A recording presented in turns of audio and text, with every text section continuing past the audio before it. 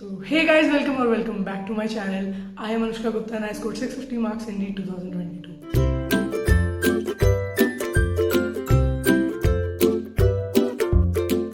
Inorganic chemistry नाम सुन के ही कुछ एक्सेप्शंस दिमाग में आने लगते हैं। ऐसा लगता है कि बहुत ज़्यादा रटने वाला टॉपिक आने वाला है एंड पहले ही डर लगने लगता है।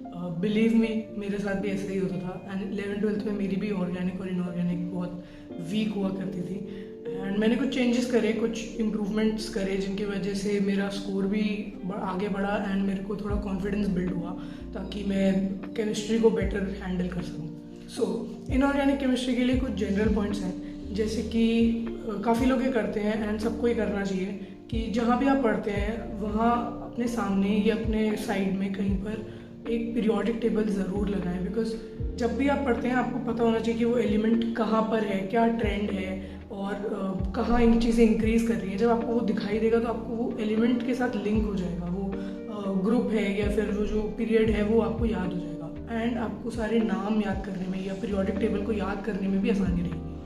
अगर आपके पास अभी तक पीरियोडिक टेबल नहीं है अपने रूम में तो प्लीज़ एक पीरियोडिक टेबल लगा लो, और कोई छोटी पीरियोडिक टेबल मत लगाना, थोड़ी बड़ी पीरियोडिक टेबल लगा लेना।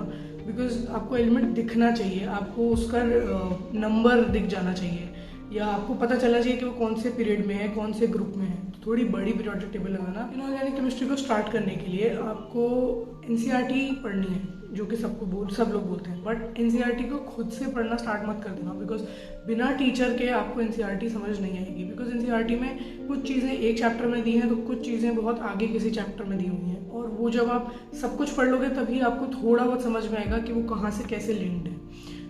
एक टीचर से आप पढ़ें, कोई भी ऑनलाइन पढ़ें या फिर आप अपनी कोचिंग में पढ़ें, कोई एक टीचर को डिसाइड करें, उनको फॉलो करें एंड उन पे अगर आप 11th क्लास में हैं तो आपको कई चीज़ें ऐसी लगेंगी कि ये तो एनसीईआरटी में दिया नहीं है, ये तो केमिकल बॉन्डिंग के अंदर है ही नहीं, पर टीचर हमें एक्स्ट्रा पढ़ा रहे हैं। अगर आप थोड़ा सा एनालाइज कर पाएँ तो वो हो सकता है आपको एक्स्ट्रा ना पढ़ा रहे हो, बल्कि जो 12th में ब्लॉक्स के अंदर कुछ चीज़ें बताई जाती हैं वो पहले से बता दे रहे हो। बिकॉज चीज़ें बहुत स्कैटर्ड हैं इनऑर्गेनिक केमिस्ट्री में। कुछ चीज़ें ब्लॉक में बताई जाती हैं, कुछ चीज़ें केमिकल बॉन्डिंग में बताई जाती हैं, कुछ चीज़ें पीरियोडिक टेबल में हैं। उन सबको कलेक्ट करना एक टीचर बेहतर कर सकता है रादर देन कि आप उसमें अपना टाइम इन्वेस्ट करें एंड बहुत ज़्यादा टाइम लगाएं। तो एक टीचर लें, उनके साथ पढ़ें। लोग पूछते हैं कि एनसीईआरटी पढ़नी है या नोट्स बनाने चाहिए, तो इनऑर्गेनिक में नोट्स बनाने ही पड़ते हैं। बिकॉज टीचर जो है वो एक ऑर्डर में चलेगा एंड हो सकता है कि वो ऑर्डर एनसीईआरटी का ऑर्डर ना हो, बिकॉज वो कुछ चीज़ें आगे से बताएगा, कुछ चीज़ें पीछे से, तो आपको नोट्स बनाने की ज़रूरत पड़ सकती है। मैंने 11th-12th में बहुत ज़्यादा नोट्स नहीं बनाए थे, बट ड्रॉप ईयर में मैंने जो नोट्स थे उनको मॉड्यूल के अंदर ही बनाया था। कई चीज़ें जो मॉड्यूल में बहुत कलेक्ट करके लिखी हुई हैं, बहुत अच्छे तरीके से ट्रेंड्स वगैरह लिखे हुए हैं और एक्सेप्शंस अलग से मार्क करके लिखे हुए हैं कि ये एक्सेप्शंस हैं, तो मैंने मॉड्यूल के अंदर ही जो नोट्स होते थे एक तरीके से उनको स्टिकी नोट्स में या एक पेज लेकर जो भी नोट थे उस दिन के उनको उसी के अंदर अटैच कर लिया था, ताकि मेरे को सिर्फ एनसीईआरटी और वो module in a collective form पढ़नी पड़े। आप ऐसा भी कर सकते हैं और आप अपने नोट्स बना के अपनी नोटबुक के साथ भी पढ़ सकते हैं, क्योंकि इनऑर्गेनिक भी एक थ्योरेटिकल सब्जेक्ट है एंड इनऑर्गेनिक की एनसीईआरटी भी आपको बायो की तरह पढ़नी है। तो उसमें कुछ बातों का ध्यान रखें। जो टेबल्स हैं उनके नीचे कुछ चीज़ें लिखी होती हैं, कुछ कंडीशंस लिखी होती हैं जिनके अंदर वो टेबल की जो वैल्यू है वो अप्लाइड है। जैसे कि कार्बन फैमिली के अंदर एक चीज़ थी कि जो डेंसिटी जहाँ पर लिखी है वहाँ पर ग्रेफाइट की डेंसिटी अलग लिखी है, डायमंड की डेंसिटी अलग लिखी है, पर वो टेबल के नीचे लिखा है। कई बच्चे एंड काफ़ी बच्चे उस चीज़ को पढ़ते नहीं हैं। इवन मैंने भी नहीं पढ़ा हुआ था until a friend pointed out it for me and कुछ टीचर्स ने अपनी क्लासेस में बताया कि एनसीईआरटी में ऐसे हिडन चीज़ें लिखी हुई हैं। एंड यही होता है जब आपको एनसीईआरटी एकदम हर तरफ से पढ़नी है, हर टेबल, हर एग्जाम्पल या जो भी लाइन्स हैं उनको इंटर रिलेट करना है। जो एस ब्लॉक में लिखा है उन्हें पी ब्लॉक से इंटर रिलेट करो, मतलब जो ट्रेंड्स हैं उनको कंपेयर करो, और जो आपकी पीरियोडिक टेबल है उसके अंदर उन ट्रेंड्स को एनालाइज करो कि कहाँ क्या इंक्रीज हो रहा है, किस साइड जा रहा है। जो एरोज हैं उनको मार्क कर लो कि हाँ इलेक्ट्रॉन जो नेगेटिविटी है वो इधर बढ़ती है या इधर बढ़ती है। एंड जो ट्रेंड्स हैं उनका एक जनरल आइडिया अपने दिमाग में रखेंगे, तब आपको इनऑर्गेनिक समझ आनी स्टार्ट होगी। शॉर्ट नोट्स के बारे में बहुत लोगों ने मुझसे पूछा कि शॉर्ट नोट्स बनाएं या क्या करें। अगर आप 11th में आपके पास अभी सफिशिएंट टाइम है, आप अभी स्टार्ट कर सकते हैं अपने शॉर्ट नोट्स बनाना, जिसमें आप सब कुछ ऐड कर सकते हैं। अगर आपको पसंद है शॉर्ट नोट्स बनाना या आपको अच्छा लगता है तो आप शॉर्ट नोट्स बना के उनमें सब कुछ ऐड कर सकते हैं। मेरे कई दोस्तों ने ऐसा भी किया था और काफ़ी लोग ऐसा करते भी हैं। अगर आपको शॉर्ट नोट्स नहीं बनाने तो आप एक एक्सेप्शन शीट बना लीजिए या फिर एक नोटबुक बना लीजिए जिसमें आप एक्सेप्शन लिखना चालू कर लीजिए, या फिर एक्सेप्शंस या फिर जो भी चीज़ें आपको याद नहीं रहती हैं। जैसे कुछ ट्रेंड्स होते हैं जो एक्सेप्शन नहीं होते बट फिर भी बहुत कॉम्प्लेक्स होते हैं उनको याद करना, वो सब आप लिख सकते हैं। एंड उसके अंदर जो टेस्ट्स में आपकी मिस्टेक्स हो उनको ऐड करते जाएं। जो भी आपको मिस्टेक्स में याद नहीं रह रहा है या फिर आपने उसकी मिस्टेक करी या आपको वो मिल नहीं रहा कौन सा चैप्टर में, उन सबको अपने नोट्स में मार्क कर लें। एंड वो आपकी जो शॉर्ट नोट्स हैं उनको शॉर्ट नोट्स बोलते हैं। ये नहीं कि आपने सोचा कि शॉर्ट नोट्स बनाने बैठते हैं, जो भी आपको इंपॉर्टेंट लगा आपने पूरी बुक को शॉर्ट नोट्स में बना लिया। कुछ छोटे छोटे चैप्टर्स हैं जैसे कि हाइड्रोजन हो गया, जैसे कि मेटलर्जी हो गया, और कोऑर्डिनेशन केमिस्ट्री एक बार जब आप समझ लेते हैं तो उसके अंदर भी बहुत कम चीज़ें होती हैं। इन सबको आप नोट्स में लिख सकते हैं, बिकॉज ये सब के नोट्स बना लेंगे तो आपको ये चैप्टर बार बार जाके विजिट नहीं करने पड़ेंगे एनसीईआरटी में।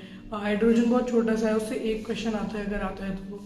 एंड मेटलर्जी हो गया, तो ये सारे चैप्टर्स के नोट्स बनाना इज काफ़ी एफिशिएंट। क्वेश्चंस के ऊपर आते हैं तो क्वेश्चंस करने के लिए आपको एनसीईआरटी के सॉल्व्ड एग्जांपल्स, एनसीईआरटी की इवन बैक एक्सरसाइज जो होती है, और उसके अंदर जो थ्योरेटिकली आस्क्ड क्वेश्चंस भी होते हैं, सिर्फ एमसीक्यू नहीं, जो थ्योरेटिकल क्वेश्चंस भी आस्क्ड हैं उनसे स्टेटमेंट क्वेश्चन या फिर रीजन क्वेश्चन बन सकते हैं। मतलब एसोसिएशन रीजंस भी आजकल पेपर में आ रहे हैं तो वो भी उनसे बन जाते हैं। तो आपको बैक एक्सरसाइज भी करनी है, सॉल्व्ड एग्जांपल्स भी करने हैं। इनके अलावा मैंने मॉड्यूल भी की थी एंड PYQs तो करने ही करने हैं, 2-3 बार कर लो PYQs, क्योंकि PYQs में जो क्वेश्चंस हैं केमिकल बॉन्डिंग के तो मैक्सिमम क्वेश्चंस वहीं से दोबारा आ जाते हैं।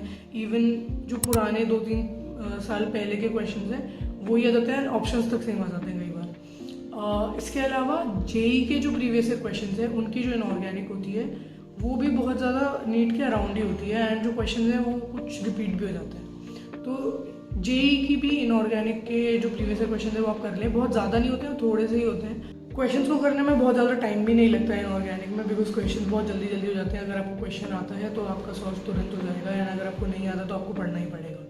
तो क्वेश्चन का टाइम भी बहुत ज़्यादा नहीं लगता है, बायो की तरह है, बहुत जल्दी जल्दी आप बस टिक टिक करके अगर आपको आता है तो आप आगे बढ़ सकते हैं। इनऑर्गेनिक के अंदर जो सबसे ज़्यादा डिफिकल्ट पार्ट रहता है वो होता है कि ब्लॉक्स को कैसे पढ़ना है।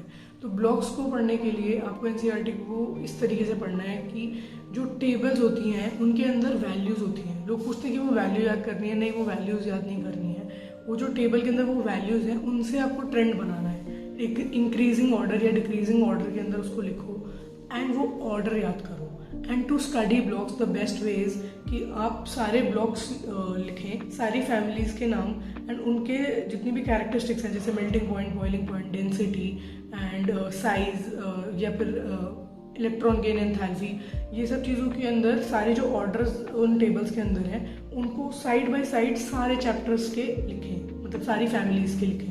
एंड देन आप उनको कंपेयर करें कि किस में इंक्रीज़ हो रहा है, किस में डिक्रीज़ हो रहा है, किस में एक एक्सेप्शनल ऑर्डर है एंड किस में क्या चेंजेस आ रहे हैं। इससे आप कंपेयर करके याद कर पाएंगे। एंड ये I think this is the best way कि आप सारे ब्लॉक्स को एक जगह एक पेपर पे, बड़े से पेपर पे लिख लें, ताकि आपको उनके जो ट्रेंड्स हैं एटलीस्ट वो याद हो जाए। उसके बाद जो रिएक्शंस वाला पोर्शन आता है उसके अंदर आपको बस रिएक्शन याद करनी होगी। कुछ चीज़ें हैं जो इनऑर्गेनिक केमिस्ट्री में आपको खुद से पढ़नी ही पड़ती हैं, उनका कोई सोल्यूशन है नहीं। इसके अलावा ये सब होने के बाद जब आप लास्ट के 2-3 महीने रिवीजन करने जाते हैं, लोग मुझसे पूछते हैं कि लास्ट में केमिस्ट्री का रिवीजन करना बहुत वास्ट हो जाता है क्योंकि सब कुछ पढ़ना बहुत मुश्किल है। तो केमिस्ट्री के रिवीजन के लिए बेस्ट चीज़ है कि आप अभी से जितना भी आपने पढ़ा है और आप जब अभी जो भी पढ़ रहे हैं उसको मार्क करते हुए चलिए। ऐसे मार्क नहीं करना है जैसे टीचर बता रहा है या जैसे आपके दोस्त बता रहे हैं, जैसे कोई और मार्क कर रहा है या जैसे किसी टॉपर ने मार्क किया। आपको मार्क करना है अपने अकॉर्डिंग, आपको जितना याद होता है आपको उसके अकॉर्डिंग मार्क करना है। आपको जो ट्रेंड्स याद हैं, जो चीज़ें आपको, जो कॉन्सेप्ट आपके दिमाग में बैठ चुके हैं, आपको बिल्कुल याद हो चुके हैं, उनको मार्क करने के बजाय उनको मार्क करने जो आपको याद नहीं रहते हैं। हो सकता है वो कोई ईजी सी चीज़ हो सकता है वो एक सिंपल डेंसिटी का ऑर्डर हो, पर आपको अगर वो याद नहीं हो रहा है तो आप उसको मार्क करके रखो, उसके ऊपर स्टार बनाओ, उसको हाईलाइट करो। जो टेस्ट में आपकी गलतियाँ होती हैं वही चीज़ हैं, 99% वही होता है कि आपने अगर टेस्ट में कोई क्वेश्चन गलत किया, चांसेस हैं कि अगर आप उन्हें सुधारोगे नहीं, ये याद नहीं करोगे, आप अगले टेस्ट में वो क्वेश्चन फिर गलत करोगे। एंड ये मैंने हर बार किया है। मैंने 11th में जो गलतियाँ की थी वही गलतियाँ मैंने 12th में जब वो टॉपिक्स आए तब दोबारा करी, एंड जब वो एग्ज़ाम में आए तब भी करी। तो कोई गलती को छोड़ना नहीं है, कोई एक्सेप्शन है उसे छोड़ना नहीं है, उसे एक मिस्टेक जो एक्सेप्शन शीट है उसके अंदर लिखिए एंड उसको याद करिए। जैसे ही आप ये सब चीज़ों को याद करने लगेंगे, अपनी मिस्टेक्स को रेक्टिफाई करने लगेंगे, आपके मार्क्स और आपकी इनऑर्गेनिक अपने आप इंप्रूव हो जाएगी। सो मैंने अपनी प्रीवियस वीडियो में जिसमें मैंने बायो की स्ट्रैटेजी बताई थी, उसके अंदर मैंने एक शीट दी थी जिसके अंदर सारे चैप्टर्स के नाम हैं 11th एंड 12th, एंड उसके सामने द अमाउंट ऑफ क्वेश्चंस जो उसमें से जनरली पूछे जाते हैं, उसके आगे कुछ स्पेस है जैसा कि आप देख सकते होंगे यहाँ पर। ये केमिस्ट्री की शीट है and I will upload this today on my Telegram channel, you can go and check it out. And this is very helpful because अपनी टेबल के सामने जब आप इसको लगा लेते हैं तो आपको पता रहता है कि आपने कितना पढ़ लिया है, आपको कितना पढ़ना है, आपने किस चैप्टर में रिवीजन कर लिया है, किस चैप्टर के क्वेश्चंस कर लिए हैं, एंड आप उसके आगे टिक लगा सकते हैं। आपको पता रहेगा कि आपने किस चैप्टर में कितनी कितनी पढ़ाई कर ली है। This will keep you on track and आप अपनी पढ़ाई और एफिशिएंटली कर सकते हैं, आपका मन करेगा पढ़ने का because you will see that sense of achievement कि मैंने इतने चैप्टर्स कंप्लीट कर लिए हैं। So I'll give the link in the description below for my Telegram channel and you can join and get this sheet printed for yourself.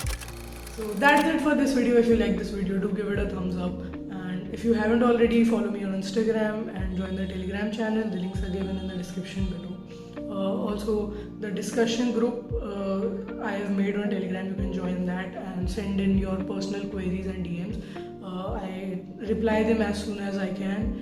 And share this video with your friends, everybody who needs them. And I hope you have a great day.